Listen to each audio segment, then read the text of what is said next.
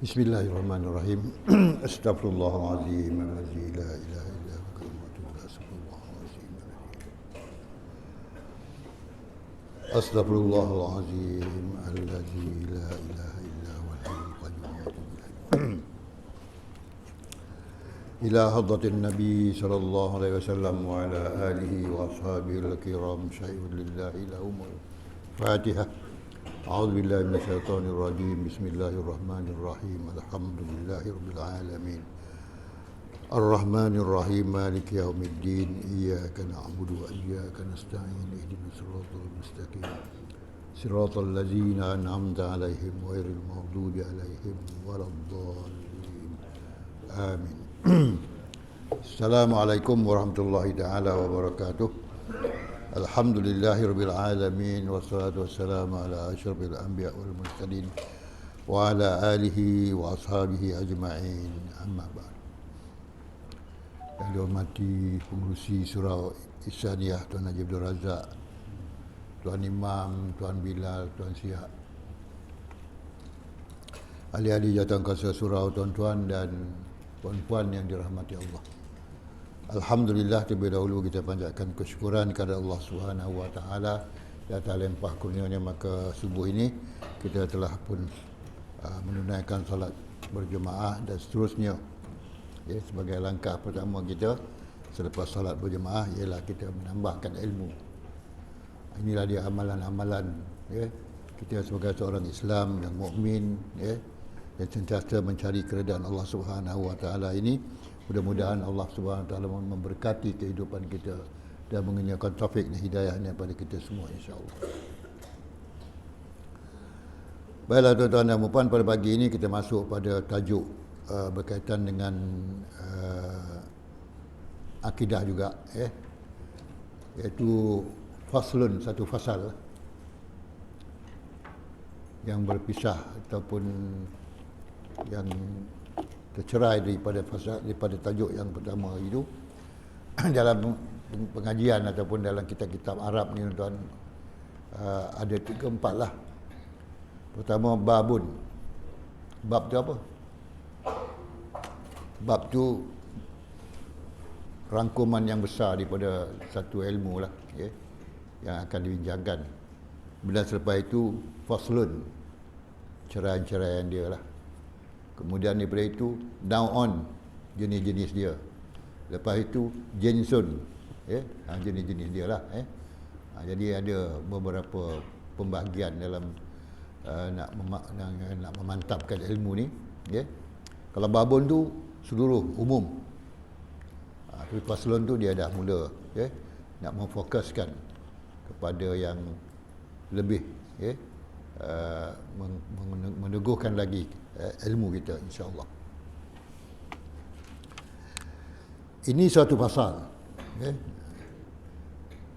yang ini satu jumlah daripada perkataan yang tercerai ia daripada barang yang terdahulunya. Satu pasal lah, satu pasal lain, satu tajuk lain lah, satu tajuk yang akan lebih detail sedikit ataupun lebih memfokuskan lagi kepada perkara-perkara yang telah kita bincangkan sebelum ini, iaitu tajuk dia, itu barang terdahulu, iaitu maksud dia, maka wajib bersegera pada ketika itulah mereka yang jatuh daripadanya murtad itu, dengan makna reddah kerana murtad itu orang yang bersifat dengan reddah, ia kembali dengan bersegera kepada Islam. Wajib orang yang dah murtad kembali segera kepada Islam, sama ada kita tersalah cakap ke, tersalah niat ke, tersalah perbuatan kita ke, kita jadi murtad, wajib kembali segera kepada Islam. Itu adalah tuntutan syarak, tuntutan agama kita. Wajib artinya sesuatu yang kita buat itu mendatangkan pahala, dan kalau kita tidak buat maka dia akan mendatangkan dosa lah. Wajib seseorang yang dah berlaku murtad pada diri dia dengan segera dikembali kepada Islam. Maka jika tiada ia kembali dengan bersegera, kalau dia tak kembali dengan segera, macam mana nak kembali dengan segera, tuan-tuan? Istighfar, astaghfirullahalazim, dia minta ampun pada Allah Subhanahu Wa Taala kerana kesilapan, ya. Tapi kalau memang dia sengaja nak mencabar, ya, hukum Allah dan sebagainya itu kena bawa cara lain lah. Tapi kalau dia tersilap, dengan sendiri dia keluar balik daripada kesilapan dia itu dengan beristighfar kepada Allah Subhanahu Wa Taala dan menyesal dengan apa yang telah dia buat, ya, dan berjanji tidak akan melakukan lagi perkara yang telah pun dia lakukan sebelum itu. Jadi kalau kita beristighfar, kalau kita bertaubat ni tuan-tuan, ada tiga lah. Satu, pertama, menyesal. Yang dipanggil nadmun, menyesal. Ya. Lepas tu kita pun beristighfar, minta ampun pada Allah. Dan yang ketiga, kita tidak akan kembali semula kepada melakukan perbuatan tersebut. Itu dikatakan taubat. Itu satu cara bertaubat lah, ya. Nadmun, istighfar dan tidak kembali balik kepada perbuatan tersebut. Ada juga cara yang lain, iaitu kita sembahyang sunat taubat. Sembahyang sunat taubat pun satu cara lah. Tetapi sebelum kita sembahyang sunat taubat, kita taubatlah dulu. Itu cara kita kembali kepada Islam semula, ya. Kerana kesilapan ataupun keterlanjuran dan sebagainya, maka kita kembali balik kepada agama kita, ya. Sebab itu tuan-tuan dan puan-puan yang dirahmati Allah, dalam doa kita, ya, masa tahiyat akhir, ada tak doa tahiyat akhir? Ya muqallibal qulub, sabbit qulubana ala dinik, ataupun sabbit qalbi ala dinik. Ya muqallibal qulub. Siapa dia muqallibal qulub tu? Allah lah, ya. Allah lah yang boleh menukar-nukarkan, membulak-balikkan hati kita, Allah. Maka kita minta pada Allah, ya muqallibal qulub, sabbit, teguhkanlah qalbi, hatiku, ala dinik, di atas agamamu. Ini kena doa. Berapa boleh jadi kita akan terpesona ataupun terpengaruh ataupun terbawa-bawa dengan, ya, idea-idea baru dan sebagainya, ya. Dan kita terlajak dan sebagainya. Kita minta perkara ini tidak berlaku pada diri kita, pada Allah Subhanahu Wa Taala. Sebab itu kita doa, ya muqallibal qulub, sabbit qalbi ala dinik. Tak mudah kita terpengaruh dengan apa-apa yang datang baru, ya. Apa-apa baru yang datang, kita tak mudah terpengaruh. Kita kena tengok dulu kedudukan dia, ya. Baik. Maka jika ia tidak kembali, dengan bersegera, kalau dia tak nak kembali juga, ini dia sengaja buatlah, ya. Sebab itu kita jangan berdebat-debat berlebih-lebihan, bertongkar-tongkar berlebih-lebihan, berbahas-bahas berlebih-lebihan dalam perkara haram dan halal. Ditakuti kita terlanjur dalam kata-kata kita, ya. Dalam hukum-hukum agama ni, kita hanyalah sami'na wa ata'na. Apa mana sami'na wa ata'na? Patuh dan dengar dan patuh, ya. Tiga, ya, perkara dalam agama ni tuan, senang je. Sami'na wa ata'na, dengar, patuh dan ta'abudi, dan kita beribadah pada Allah Subhanahu Wa Taala. Jangan banyak soal tuan-tuan, ya. Contohnya lah, orang banyak soal tentang kenapa babi itu haram. Kankah babi itu haiwan yang sangat banyak? Sekali beranak berapa? Sekali babi beranak berapa? 12 ekor. Kira-kira 2-3 kenduri boleh selesai. Ya tak? Kalau kenduri kahwin, kalaulah Allah halalkan babi ni, kita tak ada masalah. Ya. Banyak. Malam tadi saya lagi nak anggar babi. Saya balik daripada Cengkahulu, lalu kat apa? Pasir Panjang apa nama kampung dia tu? Kat situ. Babi tu berlintas, anak dia 4 ekor kat belakang. Banyak betul anak dia. Cina tak nak makan dah babi tu. Ha. Jadi jangan banyak dihujah perkara-perkara yang telah pun diharamkan oleh Allah Subhanahu Wa Taala. Okay. Hujah tentang arak. Kenapa arak ni haram?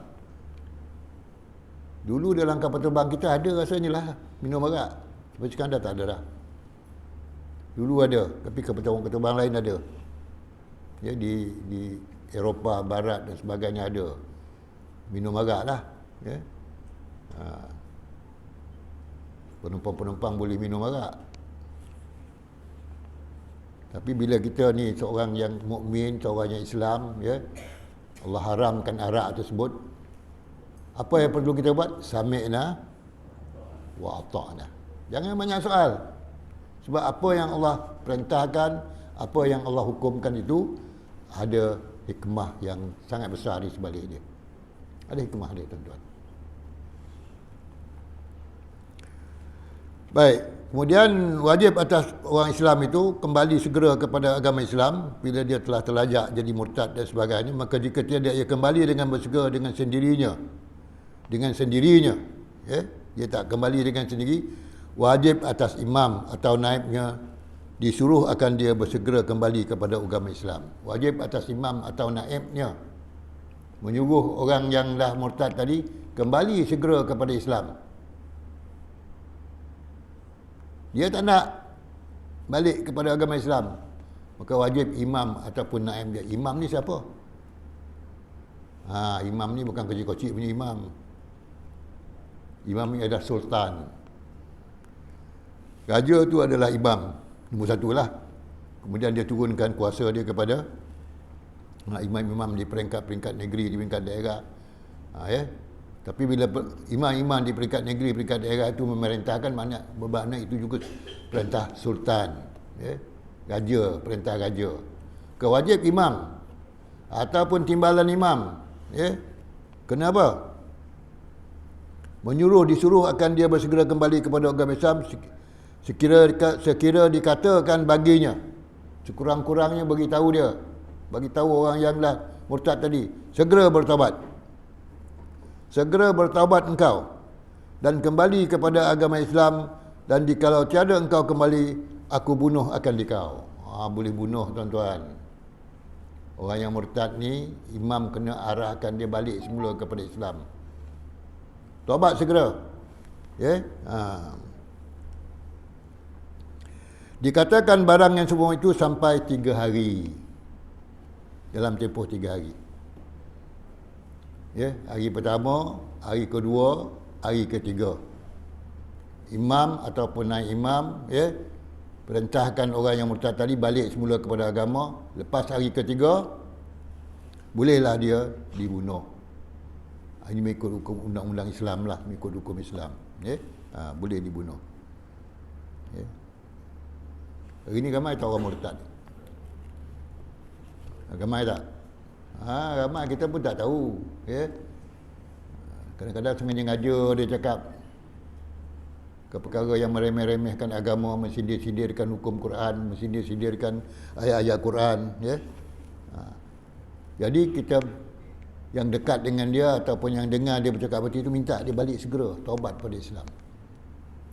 Sebab dalam negara kita ni, kalau kita nak mengadu pada sultan pun, kita melalui tuan kadi daerah, kemudian mufti Negeri Sembilan sebagainya, ya. Ambil proses yang lama, ya. Jadi kalau boleh kita selamatkan saudara-saudara kita ni supaya dia jangan jadi murtad, dan banyak perkara yang akan menyebabkan dia tak boleh itu, tak boleh ini, ya. Kalau dia dah jadi murtad ni, bukannya setakat dia tak boleh, dia telah terpisah daripada suami isteri. Kalau terpisah pada suami isteri memang sesuatu yang sangat besar lah makna dia. Tapi kalau dia melih ayam pun kita tak boleh makan. Tak sah dia melih ayam. Sebab itu kita suruh segera dia bertaubat. Kalau kita tak tahu, lain lah. Kalau kita tahu, minta tolong, ya. Sebab perkara ni jangan menular, merebak, ya. Menjadi satu penyakit dalam masyarakat, ya. Ya. Dia apa? Kalau dia mati belum taubat, mati dalam murtad lah. Kubur pun tak boleh sama dengan orang Islam. Ha. Asing kan? Keluarlah pada Islam. Mana keluar daripada kubur orang Islam. Kalau kita dah suruh dia taubat, dah suruh dia, nasihatkan dia keluar bertaubat dan kembali segera kepada Islam, dia tak mahu, berdegil juga, ya. Ini menjadikan dia banyak perkara-perkara yang tidak ada pada dia seperti mana yang ada pada orang Islam yang lain. Dia tak ada taubat tu soal lah. Tapi kalau dah sampai ke peringkat penghakiman, mahkamah, maka dalam hukum Islam dia boleh dibunuh. Ini kita ikut membahaskan dalam hukum Islam. Jadi kalau tuan imam dah tahu, bukan tuan imam, maknanya kalau pihak yang berkuasa dah tahu, beri tempoh berapa hari? 3 hari, dan ia pada habas. Apa habas? Tak. Dia di dalam penjara. Dia dipenjarakan. Bila imam pihak berkuasa tahu, dia dipenjarakan dan dia beri tempoh 3 hari untuk bertaubat. Sebab ini bukan perkara kecil, tuan-tuan. Ini perkara besar. Dalam zaman Sayyidina Abu Bakar, perang berlaku antara orang-orang murtad ini dengan orang-orang Islam, di Madinah. Perang berlaku dalam zaman Sayyidina Abu Bakar As-Siddiq radhiyallahu anhu, dan banyak mengorbankan orang Islam untuk memperjuangkan agama ni. Dan 6,000 orang Islam yang hafiz Al-Quran, hufaz, terbunuh dalam peperangan tersebut. Dan ini membimbangkan pemerintah Islam di Madinah waktu itu, dan berpunca daripada itulah maka Sayyidina Umar Al-Khattab mencadangkan kepada Sayyidina Abu Bakar As-Siddiq supaya Quran dikumpulkan dengan segera. Kalau tak, lagi ramai lagi penghafaz Al-Quran yang mati, maka Al-Quran tidak dapat dikumpulkan, maka akhirnya Al-Quran akan hilang. Dan lagi ini kita tak dapat baca Quran, tuan-tuan. Sedangkan Quran itu adalah wahyu Allah. Bukan senang-senang. Untuk kita dapatkan wahyu Allah yang sebenar-benarnya, yang asli. Ini adalah jasa-jasa yang dibuat oleh Sayyidina Abu Bakar As-Siddiq, Sayyidina Umar Al-Khattab dan Sayyidina Uthman Ibn Affan, yang mengumpulkan Quran, membukukan Quran, menuliskan Al-Quran dan diedarkan kepada 7 negeri. Mula-mula diedarkan tak ada baris, tak ada titik. Siapa boleh baca? Yang ada baris ada titiknya pun kita tak boleh baca. Ya tak? Kalau Quran yang asal tu dulu diedarkan ke seluruh 7 negeri-negeri Islam masa tu, tak ada titik, tak ada baris, tak ada tinggi, tak ada panjang, tak ada pendek, tak ada tanda-tanda. Kita tak boleh baca, tuan. Sebab itu jasa-jasa mereka itu membariskan, memberikan titik, dia memberikan panjang pendeknya, hukum-hukum matnya, mat wajib majaiz mumpasir, lazim kalimi musakkar, semua ada diselesaikan waktu zaman khalifah. Hari ni kita terima apa je? Terima apa dia, tuan-tuan? Terima nikmatnya. Nikmat Al-Quran yang telah pun diperbaiki, dikemaskinikan. Dan terbaik sekali pada zaman kita ni, ada industri, ada kilang. Ada apa? Ada kilang kan? Ada kilang cetak, pusat percetakan Al-Quran. Dan Al-Quran itu diedarkan ke seluruh dunia dan diterjemahkan lebih daripada 12 bahasa. Ini perkembangan Al-Quran. Kesan daripada perjuangan dan juga kesan daripada jasa-jasa yang telah dilakukan oleh Khalifah Sultan dahulu, yang mana dengan berlakunya peperangan menentang orang-orang murtad ini, maka tercetuslah idea supaya Al-Quran itu dibukukan dengan segera. Bukan senang nak bukukan Quran. Orang tulis kat mana masa tu? Ada buku ke dia orang tulis? Tak ada. Tulis kat pelepah tamar, tulis kat batu, tulis kat mana lagi?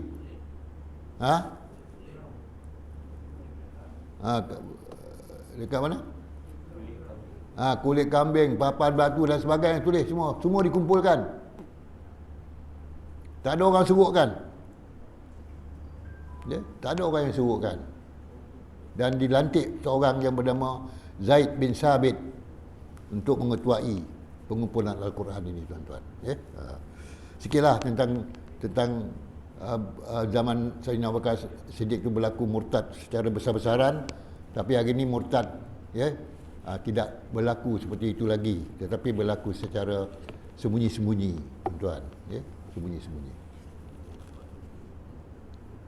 Jadi wajib kita mengingatkan, ya.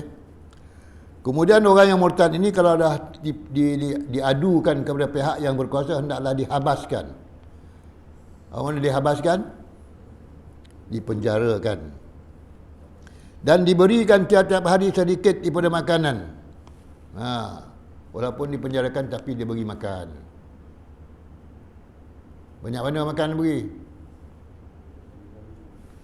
Sedikit makanan. Pagi bagi nasi lemak. Tak ada dah dapat roti bakar dah. Bagi makan sikit je. Orang murtad ni. Dalam penjara dia beri makan sikit. Dipenjarakan dan diberi makanan sedikit. Kemudian jika tiada taubat dia, kalau dia tak nak taubat juga, wajib dibunuhkan dia oleh imam atau naibnya. Siapa bunuh? Imam atau naib perintah daripada penguasa agama lah. Imam tak turun padang lah, dipotong kepala dia. Dia memerintahkan pihak yang berkuasa untuk membunuhnya. Tiada yang lain, dengan tiada diperhentikan lagi, dengan tak ada lain lagi dah. Lepas 3 hari, bunuhlah. Jangan tangguh-tangguh. Tiada diperhentikan mana, jangan ditangguh-tangguh.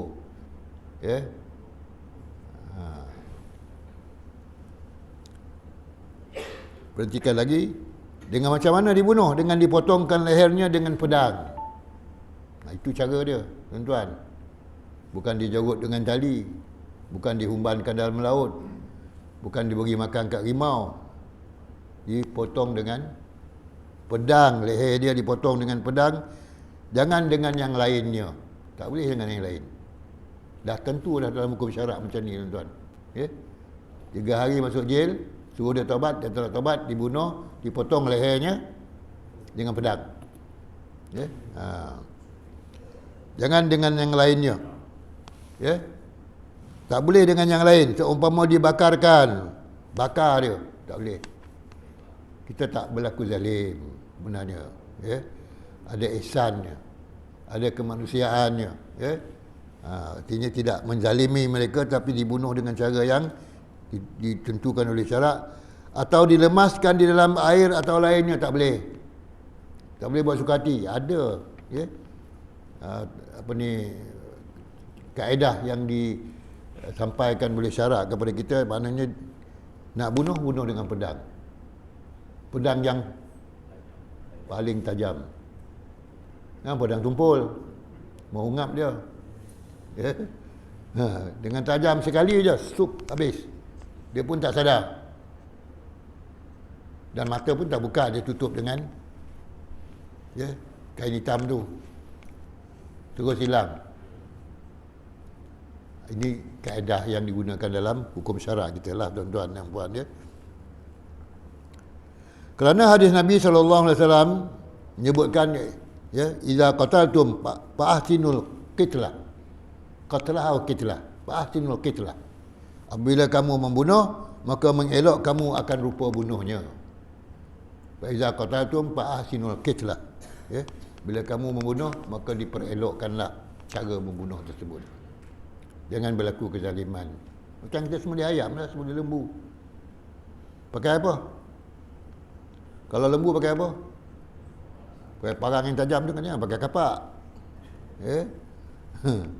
Ambil kapak lembu tu. Itu zalim. Ayam pun.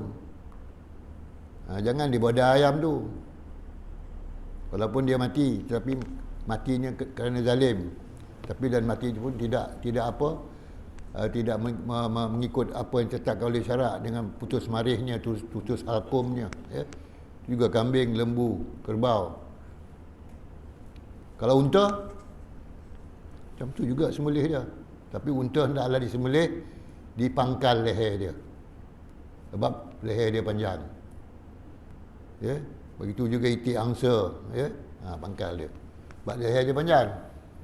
Jangan sembelih atas ni. Dia bawah dia, ya.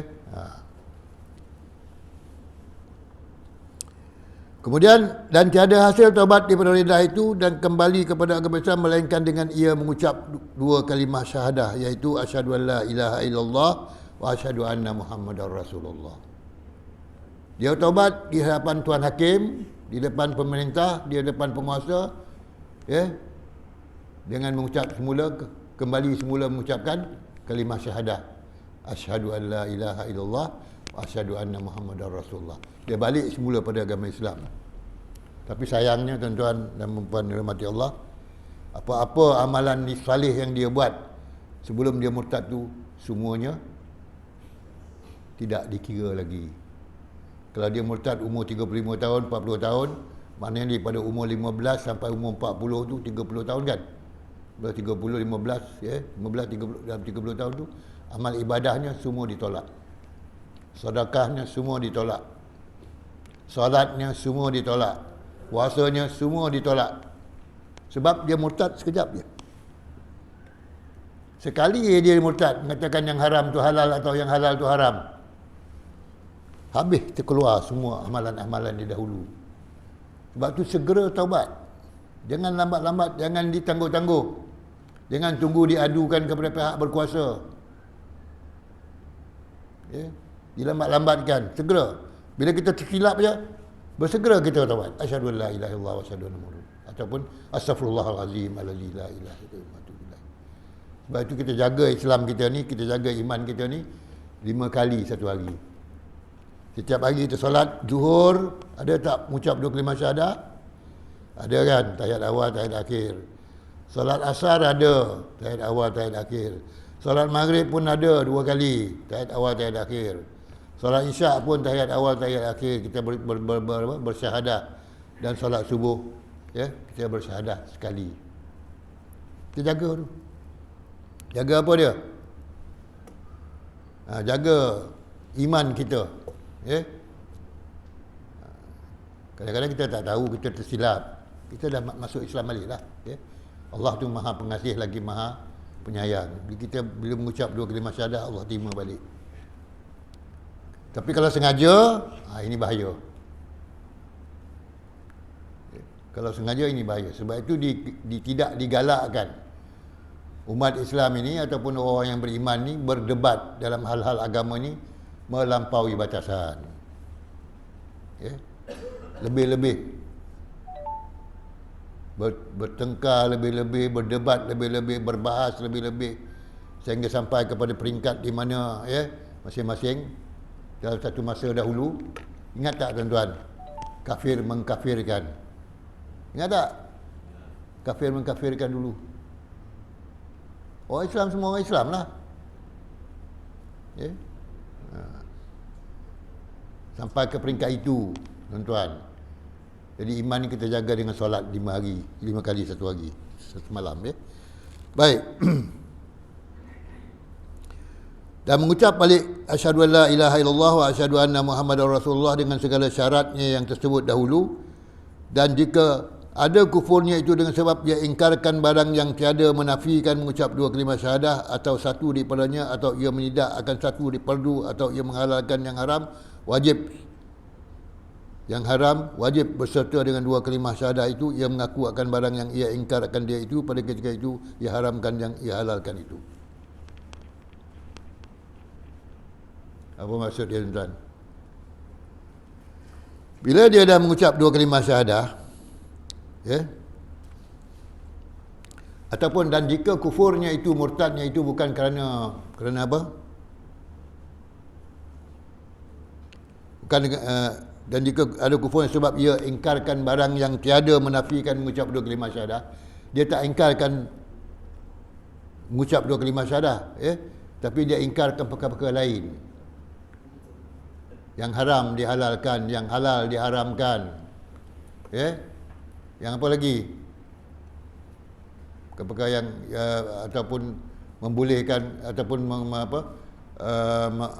menghina-hinakan ayat Quran, menghina-hinakan hukum-hukum dalam Al-Quran dan sebagainya itu. Tapi dia tak melibatkan dua kalimah syahadah. Okay? Dia tak menafikan dua kalimah syahadah, maka hendaklah ia kembali semula. Mana yang dia haramkan tadi, sedangkan benda itu halal, dia haramkan, maka hendaklah dia kembali kepada menghalalkan balik. Dia kembalilah semula. Maknanya dia kembali kepada yang sebenarnya, bukan dia berpegang kepada apa yang dia fikirkan. Okay?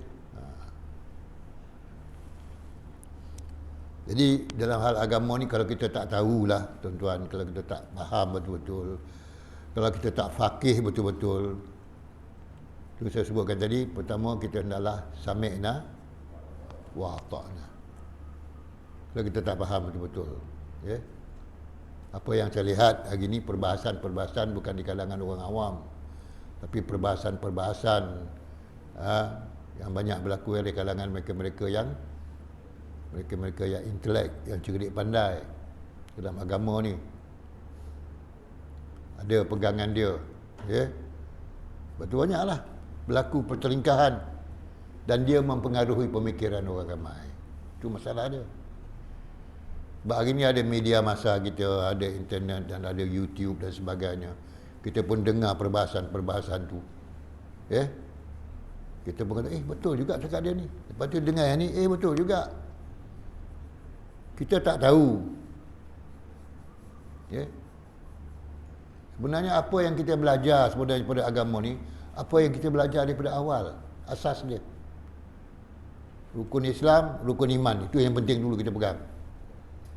Ucap dua kalimah syahadah, rukun Islam, rukun iman. Lepas tu hukum-hukum fiqh. Ya. Hukum-hukum yang ditentukan dalam agama kita. Apa yang haram, apa yang halal. Al-haramu bayyinun wal halalu bayyinun. Haram jelas. Halal pun dah jelas.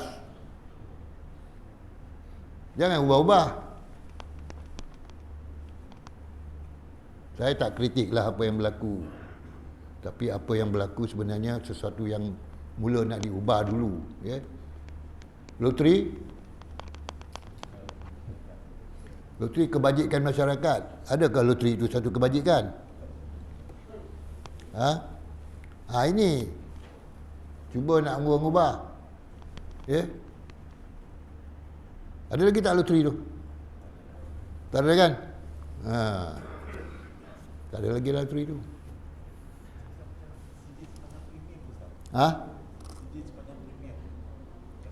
Premium BSN tu. Itu macam berjudi juga tu. Ya. Macam berjudi juga.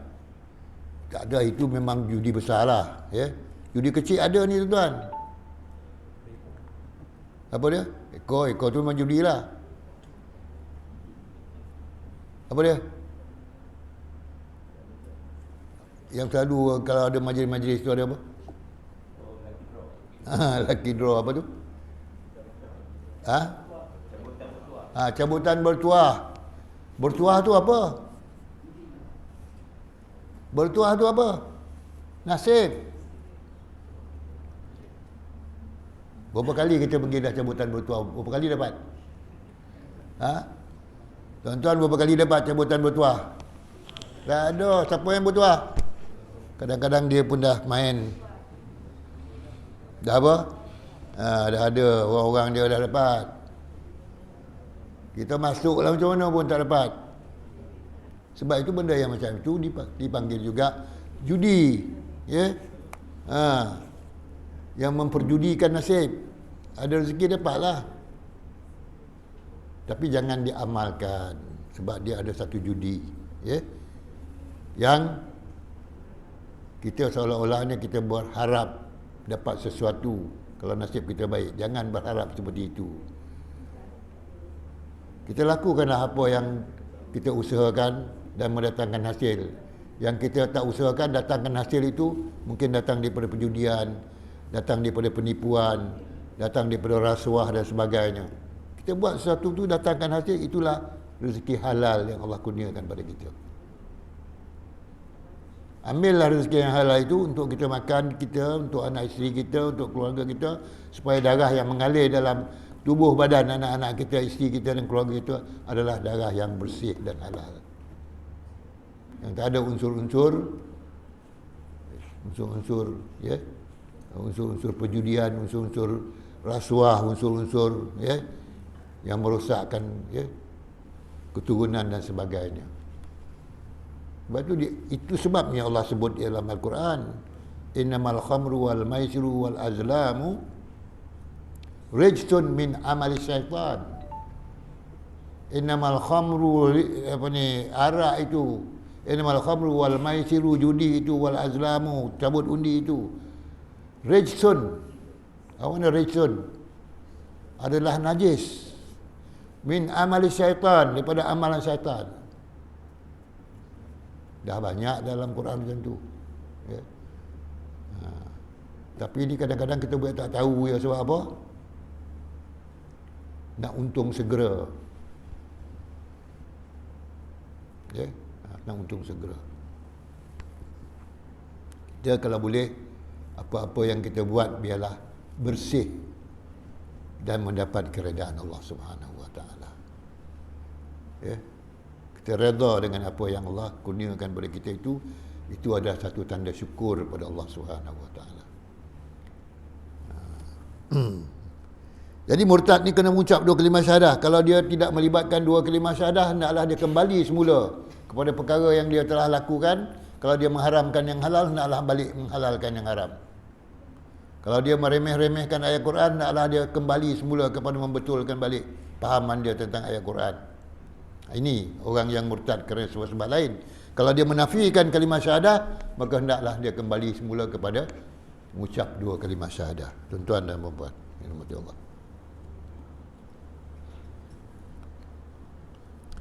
Dan serta ia meninggalkan daripada barang yang ada jatuhnya dengan dia. Dia tak buat lagi dah. Apa yang dia dah buat menyebabkan dia murtad, dia tidak akan ulangi lagi. Itu dipanggil dalam bahasa taubat, dia panggil nadmun.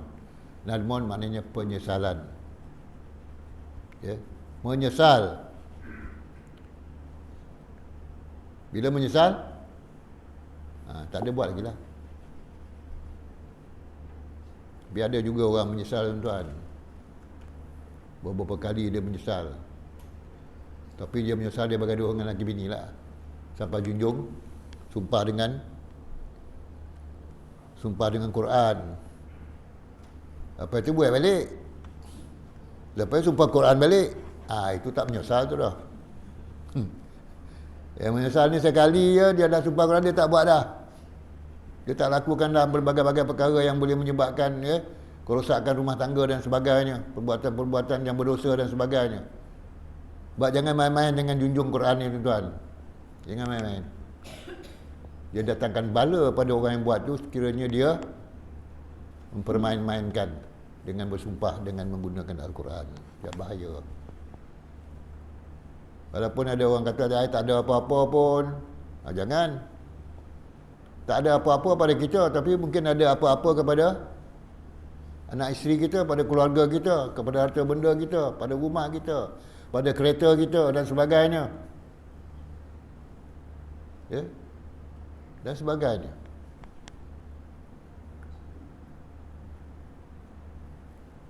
Pada kesihatan kita, ya? Dan semua ini adalah kerana Allah. Kadang-kadang malam tadi saya baca bab kafarah. Ada tajuk kafarah malam tadi, ada siapa yang datang tadi, ya? Di masjid di surau kampung Cikau. Kafarah ni, tuan-tuan, maknanya sesuatu yang berlaku pada seseorang, ya? Penyakit ke, demam ke, bankrupt ke, rumah terbakar ke, kereta hancur dan sebagainya, ya? Segala-galanya itu dipanggil kafarah, ya? Panggil kafarah maknanya Allah hapuskan dosa-dosa kita dengan kafarah itu. Maknanya apa-apa yang kita buat dalam hidup kita ni dan berlaku pula berbagai-bagai bala bencana dan sebagainya, itu adalah penghapusan dosa. Kita banyak dosa. Tapi bagaimana Allah hapuskan dosa kita? Berlaku berbagai-bagai kemusnahan, berlaku berbagai-bagai bala, bencana dan sebagainya, penyakit dan sebagainya, itu adalah penghapusan dosa. Dan dalam kitab itu menyebutkan bila sampai hujung ayat kita, dosa kita banyak lagi yang tak terhapus, ya. Dosa kita banyak lagi yang tersebut, maka Allah akan susahkan kematian kita.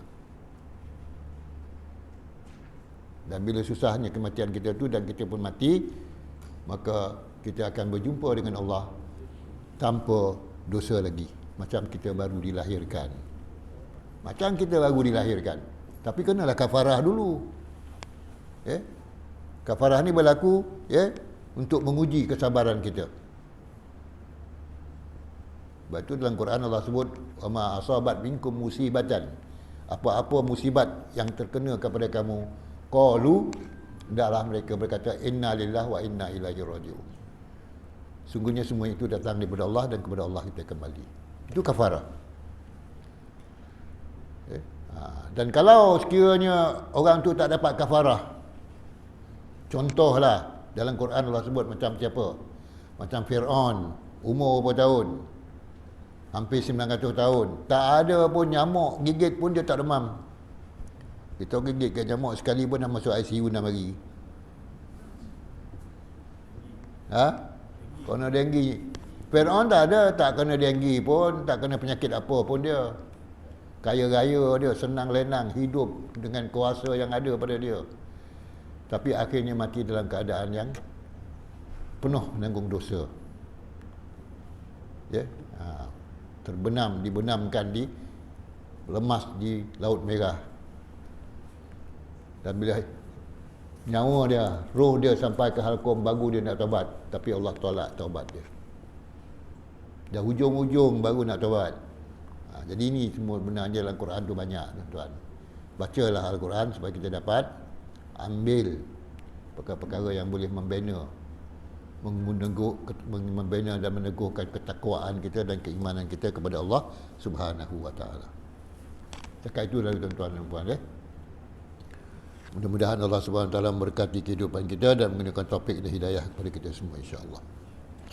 Bismillahirrahmanirrahim. Alhamdulillahirabbil alamin wassalatu wassalamu ala asyrafil anbiya wal mursalin wa ala alihi wa sahbihi ajmain. Allahumma rzuqna ya rabbi fahman nabiyyin hifdzal mursalin wa ilham malaikatil muqarrabin fi abatin ya arhamar rahimin.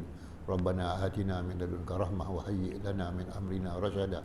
Rabbana atina fid dunya hasanah wa fil akhirati hasanah wa qina azabannar. Wa sallallahu ala sayidina Muhammadin wa ala alihi wa sahbihi ajmain.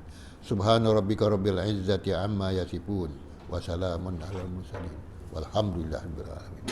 Taqabbalallahu minkum. Assalamualaikum warahmatullahi taala wabarakatuh.